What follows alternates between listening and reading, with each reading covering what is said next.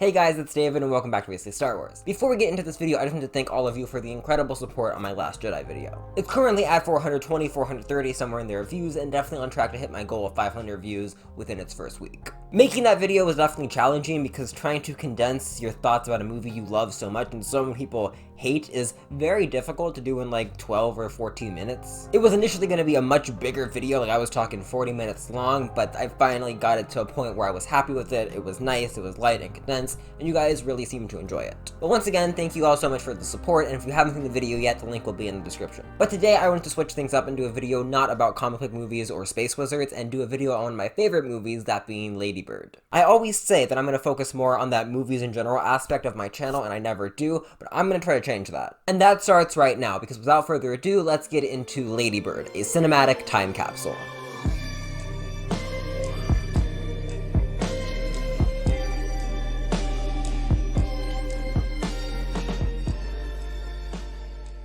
I keep describing it as sort of like a photo album, and every moment that Greta has chosen to like show and spend time with is so considered and well thought out.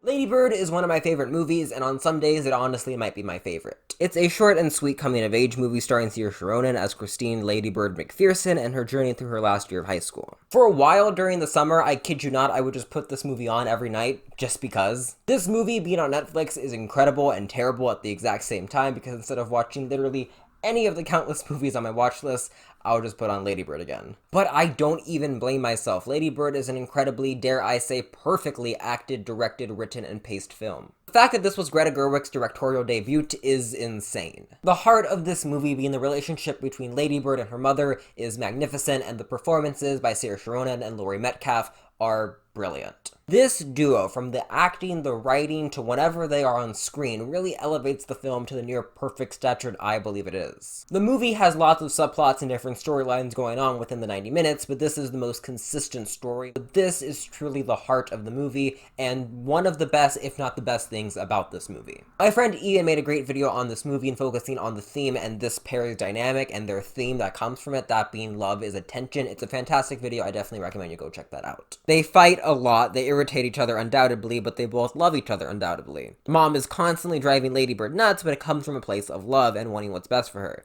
It's constant, non-stop attention. Once again, check out Ian's full video, it'll be linked in the description, it's great. I cannot stress how good Saoirse Ronan's performance is in this movie, not just when she's with Laurie Metcalf, her mother, but just as a whole. It is one of my all-time favorites. It's so grounded and so real, and this is absolutely because of Greta's incredible script. Well, like I said, Saoirse's performance is one of my all-time favorites. It does not matter how good of an actor you are if the dialogue you are reading is written by someone at Nickelodeon who clearly understands how the youth of today talks. It's Friday, let's dance. My favorite clothes are pants. Hey yo, what the f? Did someone say munchie? Christine is quirky, but it's never like, hey, I'm quirky. I'm weird. I'm a weirdo.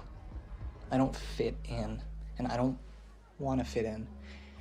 Have you ever seen me without this stupid hat on? That's weird. Does that make sense? It's not like in your face. It's just a part of her character, and it's very grounded. Her quirkiness is not her defining characteristic when she's talking to her friends. And what makes these characters and movies so believable is absolutely the dialogue. It is real. It sounds like what real people would say. And one of my favorite things that this movie does is just have things happen. That's why I refer to it as a cinematic time capsule. The plot is just moments and events, big or small, throughout Christine's senior year of high school. Also, something Greta does with her script is have conversations just end and start, and we're just thrown into them. No context, here you are in this moment. This choice really helps the film feel more authentic. At a Catholic high school surrounding a normal girl, there's usually not going to be an overarching dilemma that could last you a year real time and 90 minutes movie time and still feel believable. That was one of my big problems with Easy A coming-of-age movie I wasn't really a fan of. Just throughout the entire runtime of the movie, I was just like, you could stop this problem if you wanted to. Also, I don't believe this problem would occur. Also, the characters in that movie, specifically Emma Stone, does not feel like a believable human being. Like, you are not actually speaking what you feel. You are speaking words that were written for you. Anyways, I'm getting off topic. In the same vein of having this movie feel authentic, some plot points just never get resolved. They are important in the moment, but don't affect their overall narrative, so we're not going to get a resolution. Beautiful as this film is, it is efficient in its storytelling and does not overstay its welcome at all. A trait that lots of my favorite movies have, actually. I guess you could call Lady Bird a dramedy, a drama-comedy, and the comedy part of this movie is really sharp. It's never in your face, it's always very subtle, and just comes from people being people and having conversations. You're welcome.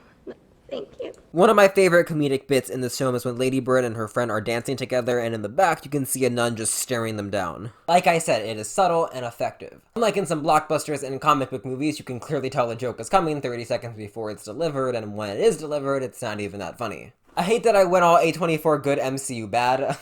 I'm not like that, enjoy both, I enjoy both. Finally, I want to defend this movie because recently I've noticed that some people are calling this movie overrated or boring, and from the bottom of my heart, you're wrong. Just plain and simple, you are wrong.